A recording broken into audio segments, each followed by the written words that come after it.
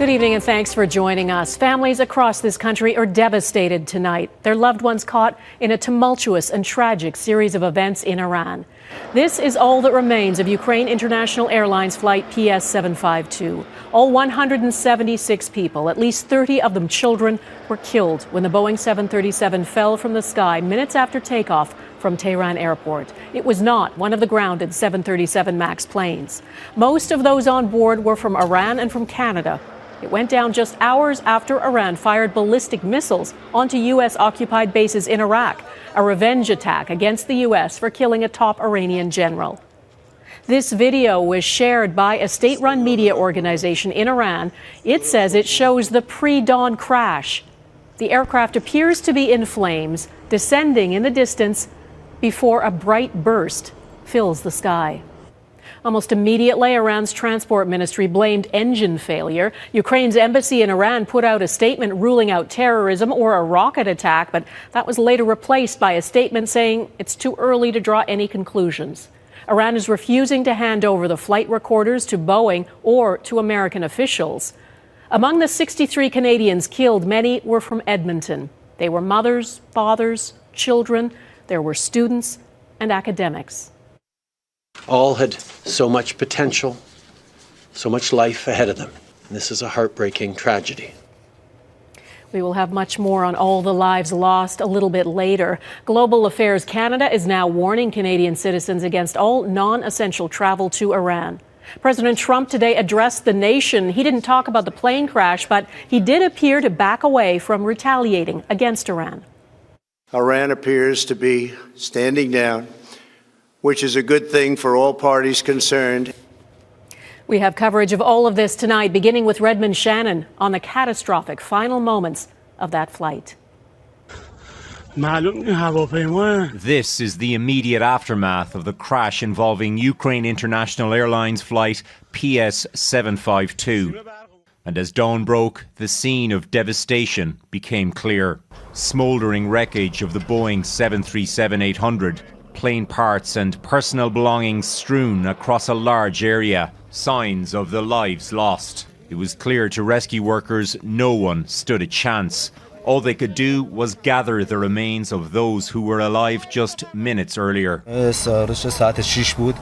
When I arrived, the plane and passenger bodies had been shattered into many pieces, said this man. The only thing that the pilot managed to do was steer the plane toward a soccer field instead of a residential area. The aircraft was scheduled to fly from Tehran's Imam Khomeini Airport to Kiev, Ukraine. It took off just after 6 a.m. local time and climbed steadily to 8,000 feet before something catastrophic happened. There was no mayday call. The plane veered off course and hit the ground about 17 kilometers from the airport. 176 passengers and crew members died, 63 of whom were Canadian. Iran says in total 147 were Iranian, implying that a large number of the 63 Canadians were dual citizens. 138 passengers were booked on the later connecting flight from Kiev to Toronto. Ukrainian officials say 2 people who bought tickets didn't turn up for the flight.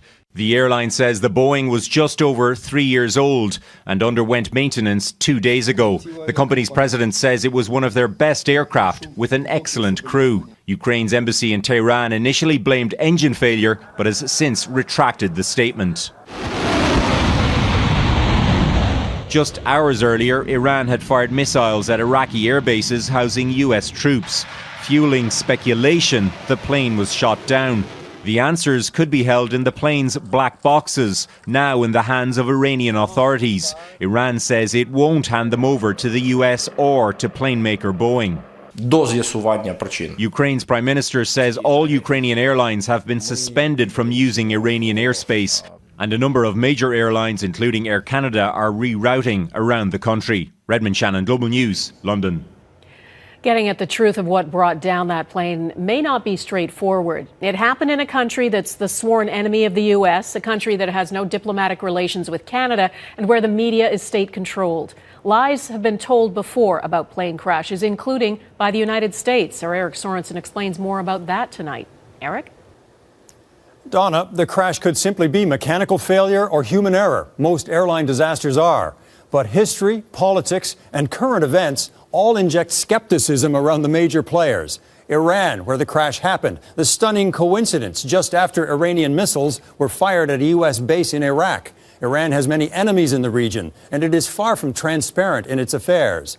Ukraine has no conflict with Iran, but it does with Iran's ally, Russia, which was involved in the Malaysian jetliner shootdown 6 years ago.